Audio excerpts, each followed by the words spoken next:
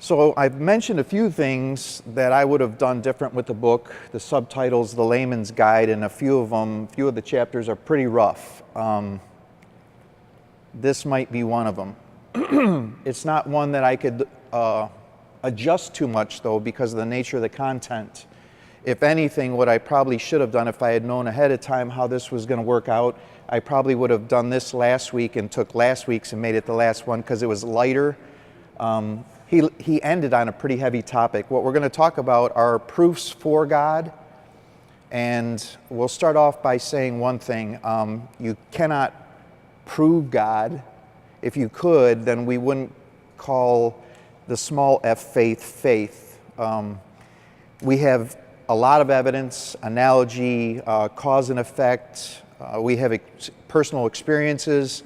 There's all sorts of evidence. It's an inductive thing. It's almost like when I was a police officer, you gather the data, you get to a point where you're like, this is proof beyond a reasonable doubt. And that's what makes someone a Christian, is they've got past that point where they can say, hey, I'm 95 to 99% there.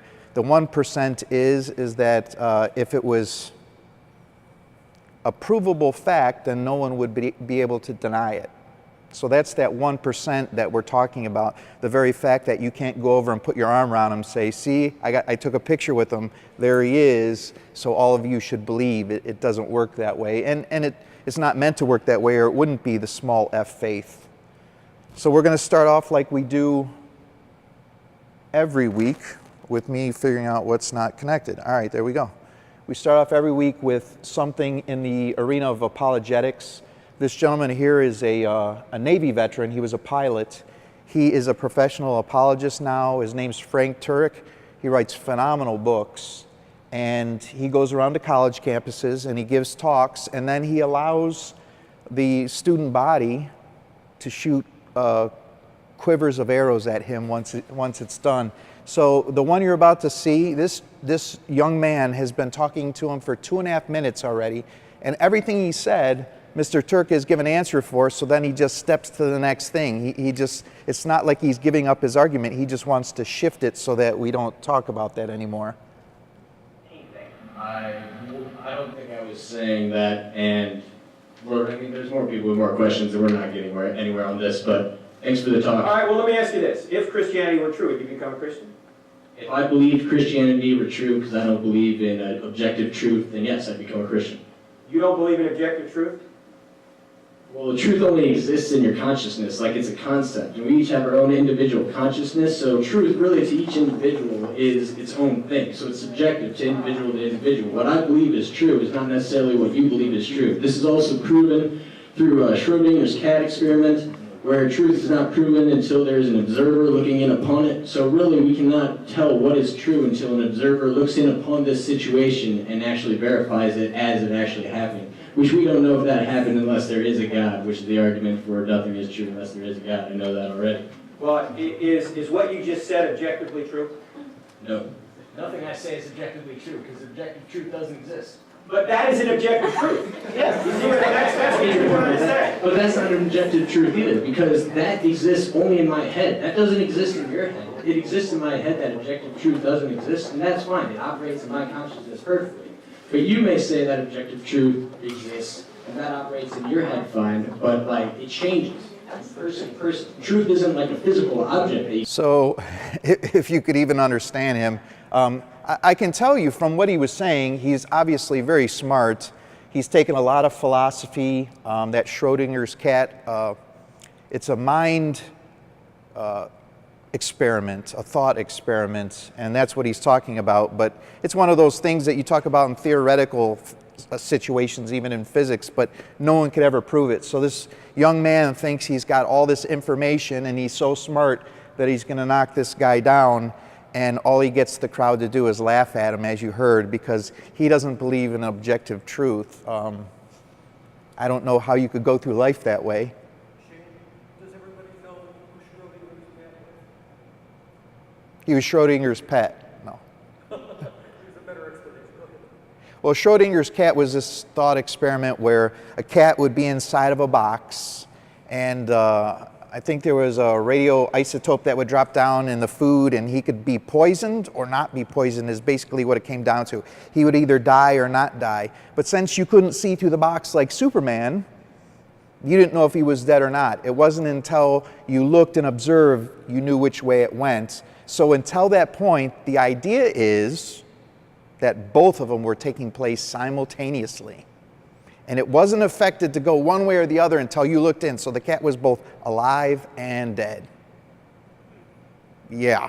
Like, in what universe does that work? And that's what he's talking about. That's why he's saying there's no such thing as objective truth, because you look in the box and now you know, but you didn't know until you looked in there. And it just goes to show part of what Mommy and Daddy are paying for is working, because he's understanding the ideas, but it doesn't work in the real world. If you don't believe in objective truth, then why you wouldn't believe in gravity? I mean, that's an objective truth. You would walk off the edge of a building thinking maybe this time it's not going to happen. And then he states it as an objective truth and doesn't even realize that he does that, and the audience starts laughing at him. So the last chapter of this book is called The Light of Reason. Is the light of reason alone sufficient to know the mystery of God? In coming to knowledge of God by the light of reason alone, man experiences many difficulties just because we're not sharp enough. Indeed, on his own, he is unable to enter into the intimacy of the divine mystery. This is why he stands in need of being enlightened by God's revelation, whether it be natural revelation or divine. Not only about those things that exceed his understanding, but also about those religious and moral truths which of themselves are not beyond the grasp of human reason. So there's a lot of things we can understand, so that even in the present condition of the human race, which is fallen, they can be known by all with ease, with firm certainty, and no admixture of error. So with ease. This is put out by the Compendium of the Catechism of the Catholic Church, which literally is verbatim from the Catechism of the Catholic Church. I picked it because, number one, it's Catholic, but number two, because this would probably be one of the very first apologetic books I'd ever have in my house. We always have that one book that has to be dusted off in a lot of people's houses, sadly, but it's pretty rare. I asked my fourth graders 7 years in a row, and then asked the eighth graders how many people had a Catechism of the Catholic Church in their house. I think 2 times ever did I have someone raise their hand, and the sad part about that is when those children get smarter than us and nothing we say makes any sense and they know better, if we had one of these in our house and they had already become aware of it, it might be a place to look, because it covers all sorts of topics, from our beliefs to what we believe about sex and money and treating others. I would never direct someone directly to the Bible unless they had some help. We can all get answers there, but we can also get confused there, where with the compendium, you get a little more help. So the first 2 arguments, as they're called, the common consent argument, and the next one will be from Blaise Pascal.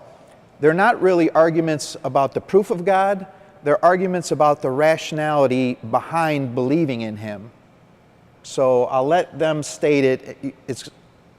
I'll Here's play it another for you argument again. for a God's existence from Peter Kraft's website. Premise 1, belief in God, that being to whom reverence and worship are properly due, is common to almost all people of every era. Premise 2, either the vast majority of people have been wrong about this most profound element of their lives, or they have not. Premise 3, it is most plausible to believe that they have not. Conclusion, therefore it is most plausible to believe that God exists. So I'll repeat that and tell you basically, another reason I picked this site is Peter Kraft. If you don't know who he is, he's phenomenal. He's a professor at Boston College.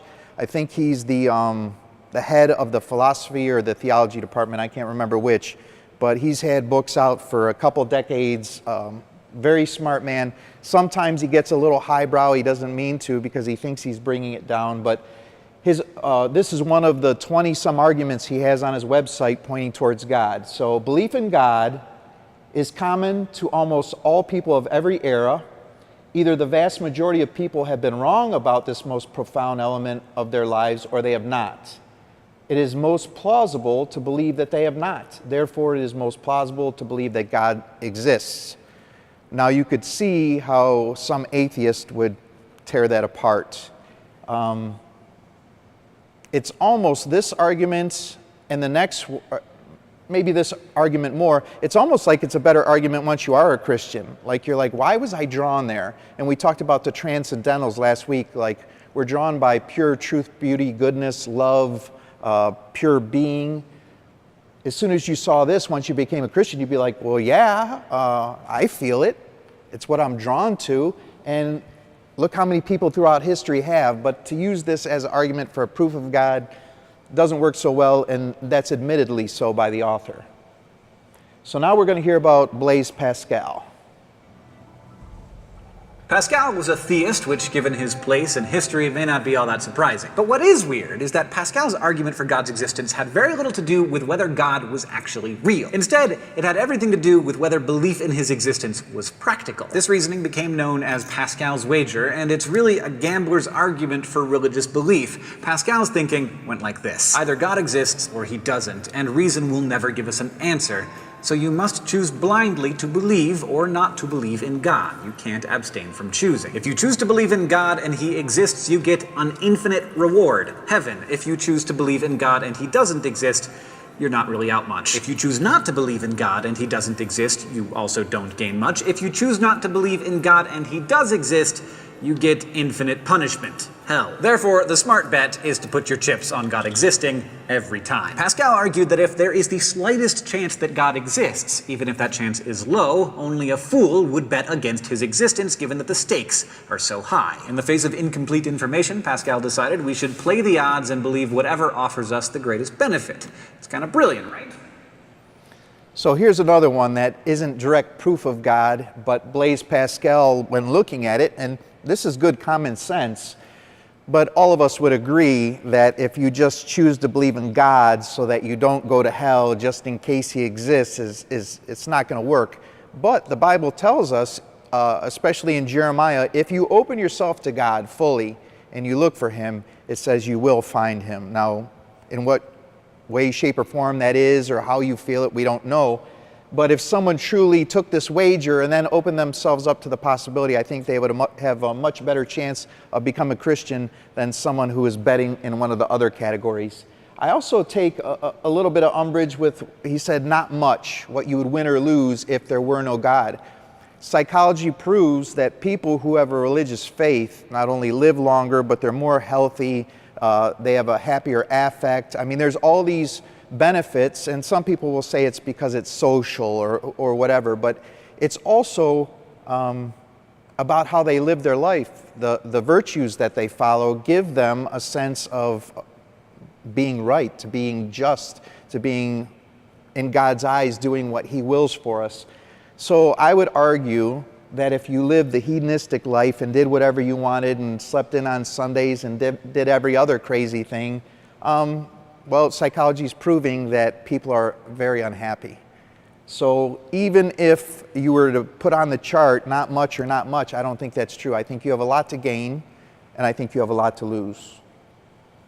Yes, sir. Forgive me for jumping in, but even for people who are agnostic, people who just aren't sure, they have a prayer. Oh my God, if there is a God, save my soul if I have a soul. So there's hedging your bets again. Yeah.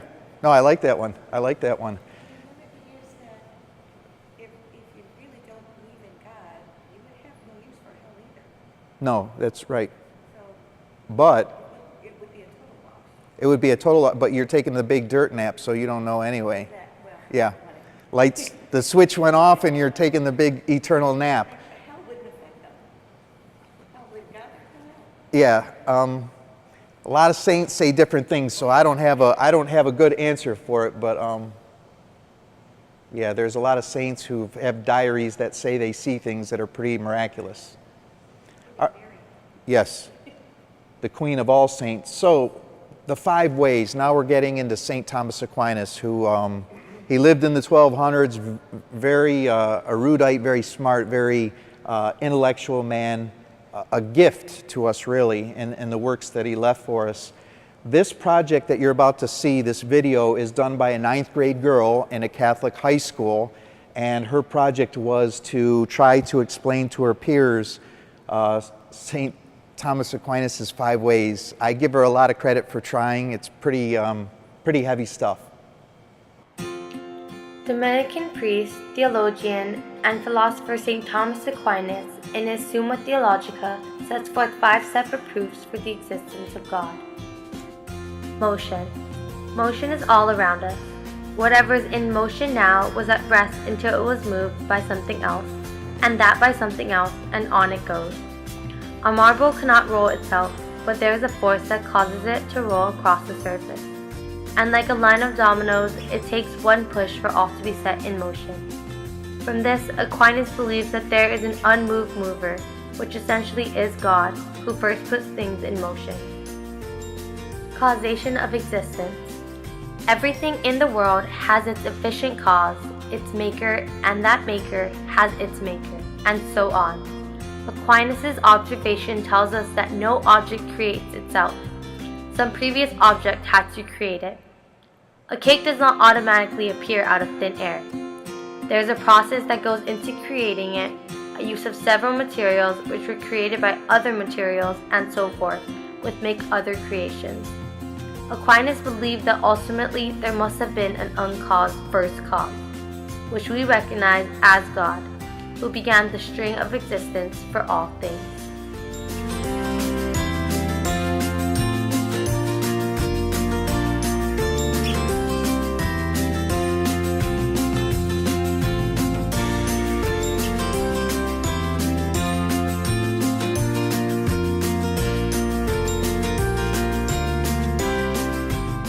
Contingent and necessary being. Contingent beings are those whose existence is not necessary. For all such beings, there is a time before they come to be when they are not yet, and a time after they cease to be when they are no more. If everything were possible, there would have been a time when nothing existed. Nothing comes from nothing, so in that case, there would be nothing now. Plants are not capable of caring for themselves, so if they are not cared for, they will die. A necessary being is needed for the plant to survive. For a garden, a farmer or planter is needed to water and care for the vegetation. Aquinas believed that the existence of contingent beings would ultimately involve a being which must exist for all of the contingent beings to exist. This being, called a necessary being, is what we call our God.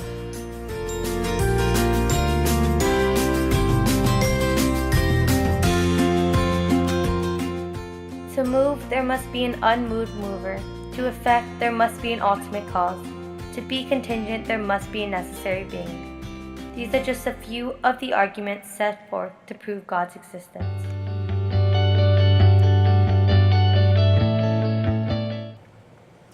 So I give her an A for effort. If any of that seeped in like the water into the plant, great. If not, we're going to, we'll do each one individually, but the 3 that she picked out of the first, there's 5 of them, she did the first 3.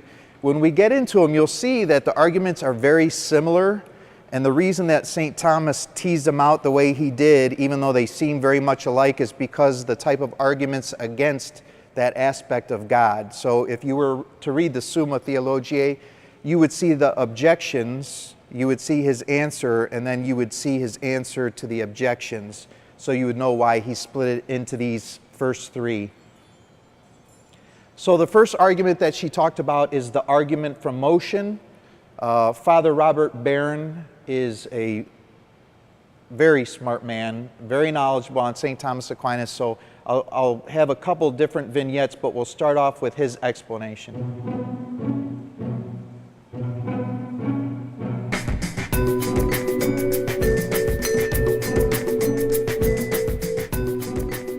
Well, one of the unintended but I think happy consequences of the new atheism is a renewed interest in the classical arguments for God's existence. So a lot of Catholic evangelists and apologists eager to stave off the new atheist critiques, have recovered these rational demonstrations. And the atheists, eager to defend their position, have entered the fray. And I think in the process, these arguments have found a new relevance, and actually in the give and take of both advocates and critics have been refined. So I want to revisit Thomas Aquinas, famously gave us 5 arguments for God's existence, but he said there is one that is the first and more manifest way, the argument from motion. I can lay it out very simply and schematically. Things move, nothing moves itself. There can be no infinite regress of moved movers. Hence, there must be some first unmoved mover, and this all people call God. So he laid it out pretty simply. We're going to see some examples of it in these next 2 videos, but basically, if something is in motion, even if you talk about our cells, well, it's because we got these cells from our parents, and then they got theirs from their parents. So when he talks about motion, he's talking about the continuation of something that was started. So it's not necessarily like we're going to see next here.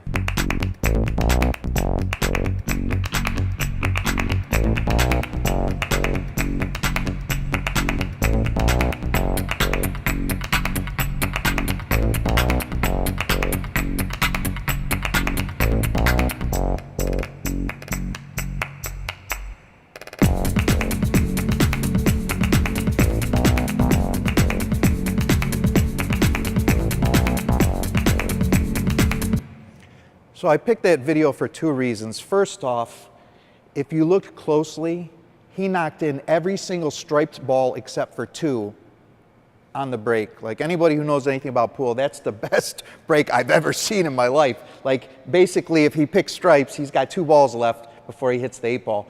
But number 2, it's a good example of the simplistic way of looking at the argument from motion. Obviously, he's shooting at the object balls, which in this case happens to be the whole rack.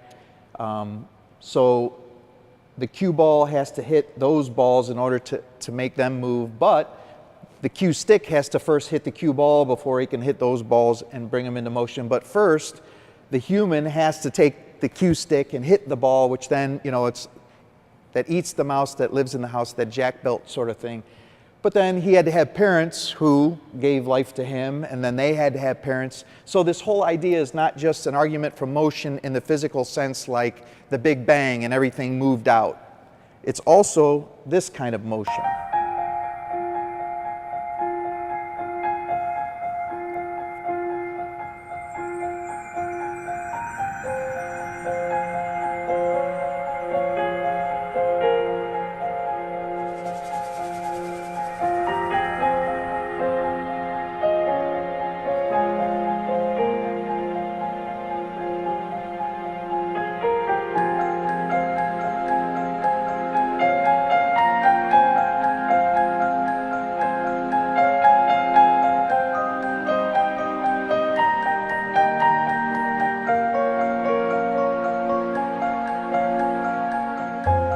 So that's from National Geographic, so there's no Photoshop there. Those flowers were amazing. And there's a play on words there. Those flowers were moving and blooming and stuff. But I also mean from the idea that God's creation, anything that comes into life, goes out of life, those are the type of motions. The circle of life, you can think of that as what St. Thomas Aquinas is trying to tell us about motion.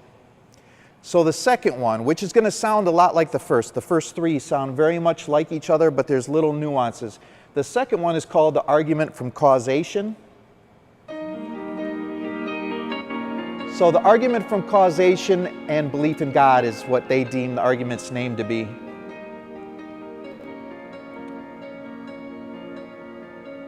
So we have a cause, there's the Big Bang.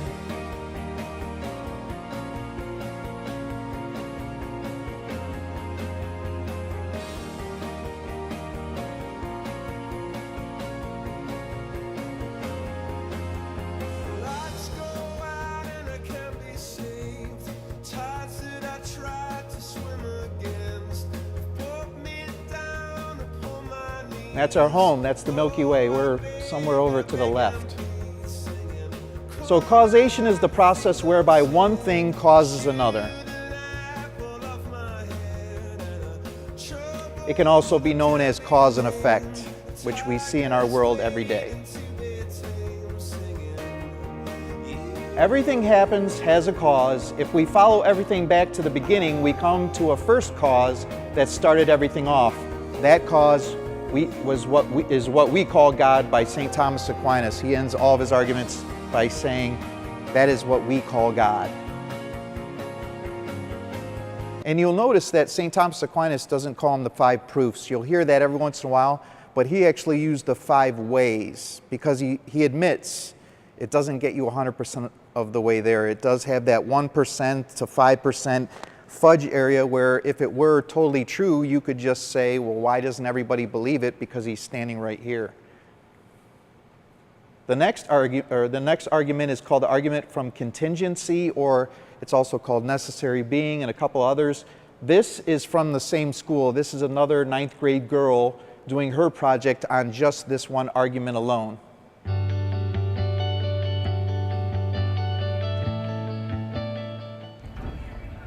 The idea and concept of necessary being is that there must be one thing that is all-powerful.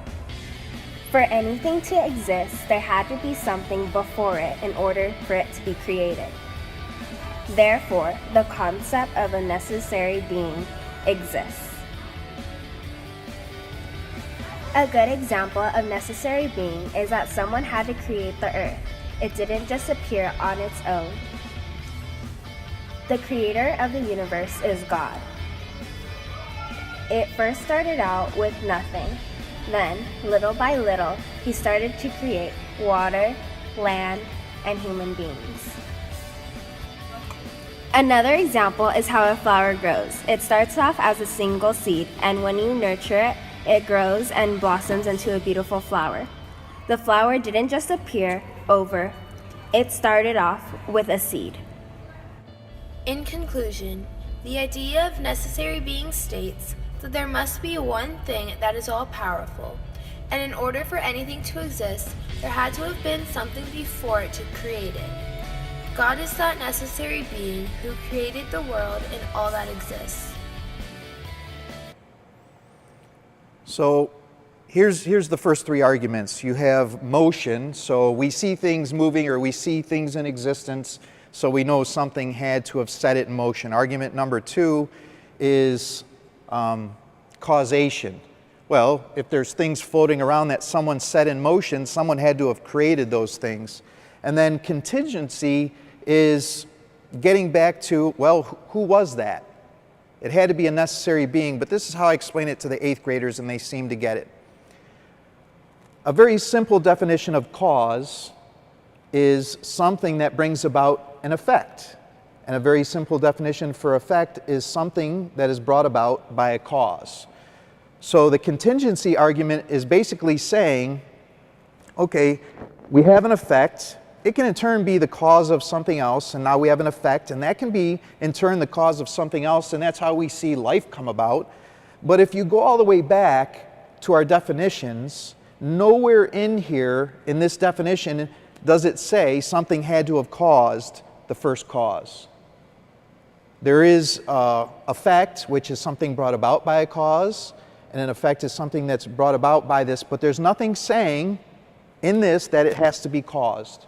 It's a very simple definition. A cause is something that brings about an effect. So if we're to take the chain links back far enough, we have a first cause, and that's what the argument from necessary being necessity. If you go back far enough, by necessity, there has to be something that set it in motion.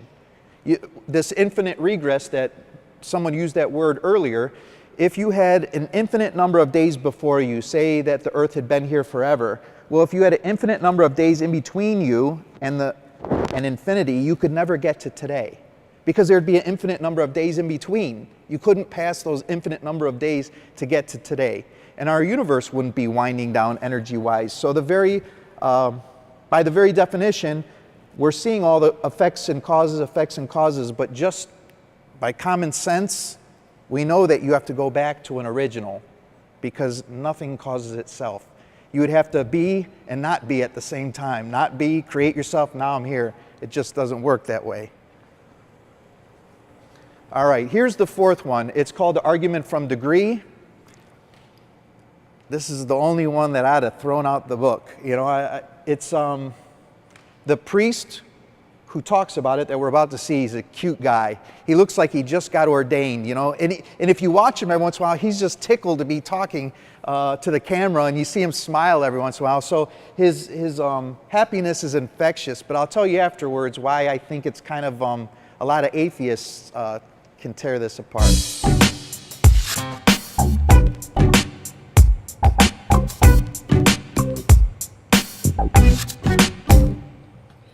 You know, there's a lot of great philosophical arguments that point to the rational integrity of God's existence that we have in the treasury of the Catholic intellectual life. One of my favorites is nicknamed the argument from the degrees of perfection. It's in Thomas Aquinas' 5 Ways. It's number 4. It goes something like this. We notice in nature itself all sorts of degrees of perfection. That's a pretty obvious point. You'll notice that we say things like, this is lesser or greater good than that. This is better or worse. This is a better cappuccino than that. That's a better cup of coffee. That's a smarter woman. That's a bigger football player, a smaller football player. There's also, we see it everywhere. We're constantly comparing and contrasting things of greater or lesser perfection. Notice that dolphins are smarter than ants, I think. But there's always that comparison. Up and down the chain of beings, we notice that there's degrees of perfections across the board and within species, etc. Now, we also notice that this demands that there must be some measurement by which we can say things are greater or lesser of this or that measurement. Well, Thomas says that infinite degree of perfection we call God. Think of like a measuring stick or a yardstick, right? To say inches, feet, yards, meters, etc., you have to have a standard by which you measure that. You measure a piece of string that's movable and soft, and with a hard ruler, with a yardstick, and it's something like that with God as this source of infinite perfection. We say that everything that exists, including everything in my office right now, is a created being of greater or lesser perfection. Some of the books on the bookshelf behind me are better or worse books. Some of them are in better or worse condition. Well, how do we make sense out of our ability to recognize that those degrees of perfection? And the answer points in a rational but also mystical and spiritual way to an infinite degree of perfection, which we say is God. And that through his act of creation, he mysteriously gives rise to all the things that he's created, which we intuitively compare to him every time we enter into the act of knowing what they are. I think that's a beautiful argument for God's existence, because as you wake up in the morning and you recognize everything laid out before you in the whole universe, from your little bedroom to everything you see till you go to sleep at night, you're implicitly and even unconsciously comparing all things and their various degrees of perfections, not only to one another, but in a deep and sometimes unconscious way, to that immeasurable and infinite degree of perfection, who is God and which God himself has.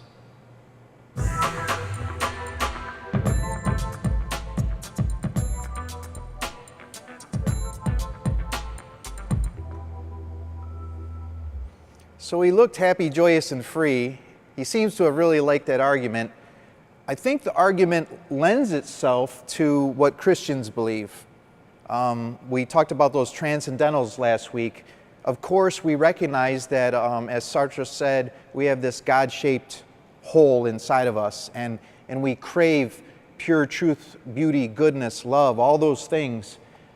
But to be able to use this as an argument with an atheist and show how it points towards God, you could say that we went out and tried to hire the best teachers for St. Joseph's that we could, and we arguably got the best teacher in America, hands down, and everybody else agrees with it, even other teachers. Then you could not argue that she's the perfection of teaching. And there's an infinite difference between human beings and God, so you can't say, well, stretch the ruler a little longer and here's our, it doesn't work that way. You couldn't use it as an argument to point towards God. And there are many atheists who've torn this apart, and it's not brought up very often. He likes it. I don't know that I would pull it out of my trick bag. Here's the fifth one. This is the one that I love, but not only me. This is the one that's most touted everywhere by theists because there's just so much evidence for it.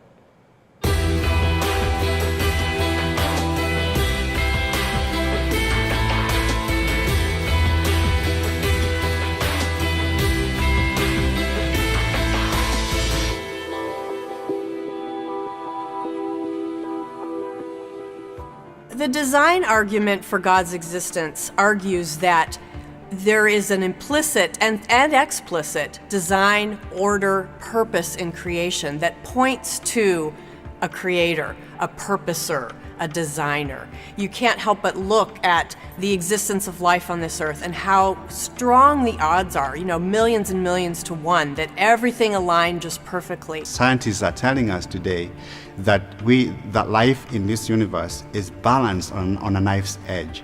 There are about 50 constants of nature, and if they were changed to the slightest degree imaginable, life would not be possible. And they are independent of each other, all these constants. And for them to have been put together, for them to have come together to allow life, seems to cry out for intelligence, for intelligence behind the whole process. How far the Earth is from the sun, it seems to be just the perfect distance. How far is the moon from the Earth? It seems to be just the perfect distance for life to begin existing. Where exactly are we in our galaxy? Our galaxy is the Milky Way. We happen to find ourselves in just the right place for just the right amount of radiation to allow life to exist. Where are we in our solar system? It turns out we're being shielded by an asteroid belt, something we would need in order for life to exist. Gravity has a wide range of constants where it could have been. It could have been one way, it could have been an entirely different way. And in fact, if we took the entire range of constants where gravity could have been set, and we turned that range into a ruler that expands the length of the universe, and we divide that up in 1-inch increments, so we're talking about a ruler, the length of the universe at 1-inch increments, gravity is exactly where it needs to be in order for life to exist. If it were 1 inch one way, everything would explode. If it were 1 inch the other way, everything would implode. And we're talking about gravity could have been anywhere on that ruler, this cosmic ruler. And so we have to conclude the best explanation, again, is that mind, which we have good reason to believe through the intelligent design argument, is tampering with this dial in order for life to exist. I think the beauty of art, the beauty of, say, the Grand Canyon of the Swiss mountains, or the intricacies of nature, including the way that everything holds together to sustain and validate life or sustain life, are so complex that, to me, I just cannot accept that could be purely random chance and necessity. I really, that takes more faith in my mind than to believe that there's a cosmic intelligence with goodness, power, and grace who designed something in which people made in his image could live. So those four people, they're capitalizing on the design argument. It's all about directionality, about purpose. St. Thomas Aquinas didn't get into the minutia. He didn't talk about specific things because science can come along and give us a secondary cause, a secondary explanation for that. They can never tell us about God. What's interesting and why I picked this video is all four of those people are from different areas of the world, and they're all prodigious authors in their field. They're evangelists and apologists.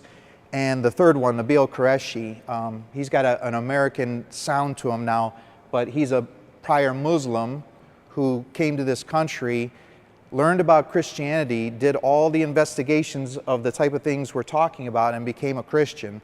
And certain imams have fatwas against him, you know, these death warrants against him. They're not big enough, these certain imams are not big enough that it carries a lot of weight, but you have to be brave to leave that religion because it's a sentence of death if you leave the religion. That's their belief.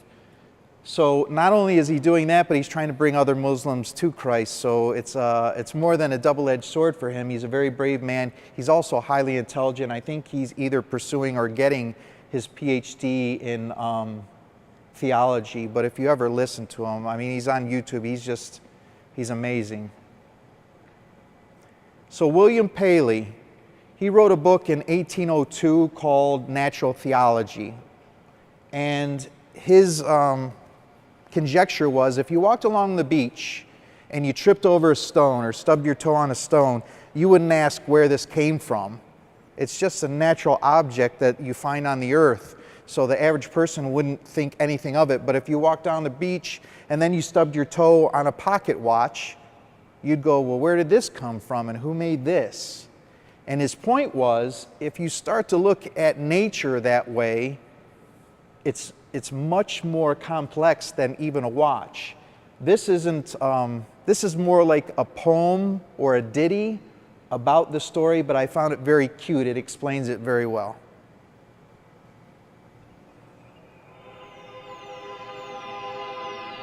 A long time ago on a planet so bare, some water and dirt got mixed up with the air. Some sand and some rocks to make it just right. The stage was all set in the deep of the night. A bolt of white lightning, a great peal of thunder. And suddenly there was a marvelous wonder. The rocks yielded metal, the sand turned to glass, and as the years flew, a new thing came to pass. The metal formed gears, the glass a watch face, and little by little things fell into place. The parts came together just like a good rhyme, with ticks and with tocks and with hands that tell time. A beautiful watch began ticking one day, formed all by itself in a wonderful way. Ridiculous story, you say with a grin. Impossible, laughable, surely a sin. A watch needs a watchmaker, that's plain to see. A designer and builder that makes it for me. Now all life is made of some interesting stuff. Cells of all shapes, like blobs filled with fluff. But looks are deceiving, and what we find there are factories and highways and gadgets to spare. Assembly lines, robots, electrical cable, libraries, software. Just look, if you're able. The marvels we see with a microscope stare make a watch look so simple, we dare not compare.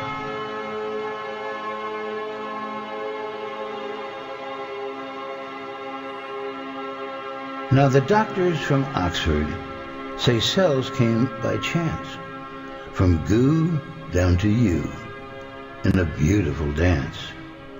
What's wrong with their thinking to have such odd notions that cells could just happen from dirt and warm oceans?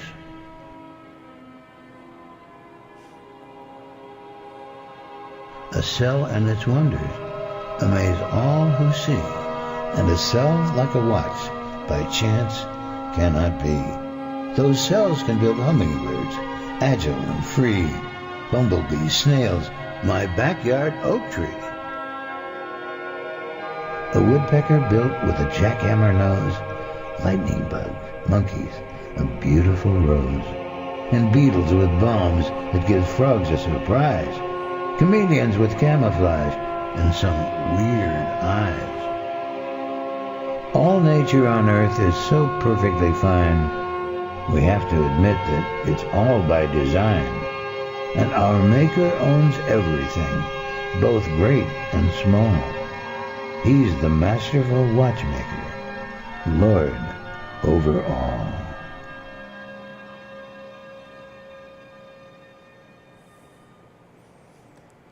What's interesting is this book, Natural Theology, was required reading at Oxford, and one of the students there who read it was a famous man by the name of Charles Darwin.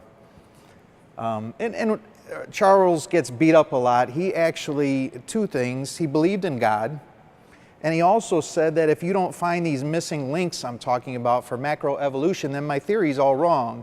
And these missing links for macroevolution have not been found, but no one's banging a gong saying, hey, let's go in a different direction, because there's really only one, not one direction to go, but one intelligent direction to go. If you see design, you look for a designer. So I'm going to read this for you. I thought this would be on the big screen. Norman Geisler is one of my favorite authors, and he wrote a book with that gentleman from earlier, Frank Turek, who talked to that college student. They wrote a book together called I Don't Have Enough Faith to Be an Atheist, and he wrote in part in that book, God has provided to each of us with the opportunity to make an eternal choice to either accept Him or reject Him. And in order to ensure that our choice is totally free, He puts us in an environment that is filled with evidence of His existence, but without direct presence, a presence so powerful that it could overwhelm our freedom and thus negate our ability to reject Him. In other words, God has provided enough evidence in life to convince anyone willing to believe, yet has also left some ambiguity so as not to compel anyone unwillingly. In this way, God gives us the opportunity to either love Him or reject Him without violating our freedom. For love, by definition, must be freely given. It cannot be coerced. So hopefully over all these weeks, not only did you see where things might look new and fresh to you and where you could share it. I've got a lot of nice emails where people are sharing this, but truly, truly, truly, I hope this has showed how much God loves all of us. I mean, if you look at the amount of passion an artist puts into their work, I can only think that God, being infinite, put infinite passion into all of this, because it's truly and utterly amazing. I've been ending these last few weeks too with an apologetics happy ending. We saw that poor young man who left there at the end of that interview still not believing in God. He just begged off. He wouldn't even accept some free books from Frank Turek. He was going to give him some of the books that he authored, and the guy's like, I won't read them. So if you're closed off to it. But I thought this would be a good way to end, because we've talked a lot about science and scientism, and how a lot of people who are into scientism think that's the only place you can get answers. And we talked about Richard Dawkins, who is a professor at Oxford, and I just thought it would be nice to show that not all scientists follow that same trajectory. When I was studying sciences at high school, I loved science. I thought this is really wonderful. I also felt, look, this thing called religion is just anti-rational, anti-scientific nonsense. I mean, who believe this kind of thing? I think when I went up to Oxford University to study science properly, I did chemistry as an undergraduate and then did research in molecular biophysics, I began to realize that things were much more complicated than that. I think one of the things I began to realize was that by its very nature, science was unable to answer a whole range of questions about meaning and purpose and identity. I think I began to realize that although science was wonderful, it had its limits, and that I wanted to go beyond those limits. In fact, more than that, that if you're a human being, you are going to ask these deeper questions which science just can't answer unless it goes beyond its own natural and right limits. And it seemed to me that either I had to say this is just nonsense, or there is something there which science can't get access to, and I need to discover this. And my initial assumption had been that atheism was just right and Christianity was simply wrong, superstition, nonsense. But as I began to look at Christianity more seriously, I began to realize it gave me this way of looking at things. That's what theory is. It's a way of beholding, a way of seeing nature, which actually made far more sense than my atheism. And I eventually moved away from atheism and embraced Christianity, and discovered to my delight it gave me this way of looking at the world that that made sense of science. It gave me a motivation for studying science, but also opened up a much bigger vision of reality, which answered not simply cognitive questions about how the world functioned, but these deeper existential questions of what the world meant, what I meant. And it just seemed to me that really science and faith can come together in a meaningful way. That's certainly my discovery. Now, I know many would say, well, look, science answers all of our questions. Well, actually, it doesn't. It answers some questions very well, but there are huge areas, really important areas, where it cannot speak. So to speak, science, in effect, raises questions sometimes which transcends its ability to answer them. And these are important questions that we need answers to. So I'm a scientist, I believe in God, I find these to enrich each other. And my feeling is there'll be many others who will make that discovery one day or the other. Theology, faith enriches our vision of reality. It gives us something that makes sense of life, makes sense of the world, and we all need that if we're going to lead our meaningful lives in this strange world that we find ourselves placed in. So Alistair McGrath is a prodigious writer. He's a professor at Oxford. He started there as an undergrad and did some postgraduate work in molecular biology and some other areas. Super smart man, went around on the tours in terms of where he taught until he got enough stature, and then they brought him back to Oxford. He taught there. He went on to get advanced degrees in theology and end up becoming a priest. And he still teaches at Oxford. So the idea that scientists or even science and religion can't work together is patently false. Scientism, anything with an ism you gotta wonder about, is this belief that science explains everything, and he eloquently showed us that that's not the case. And not only was that not the case, but it changed the whole trajectory of his life.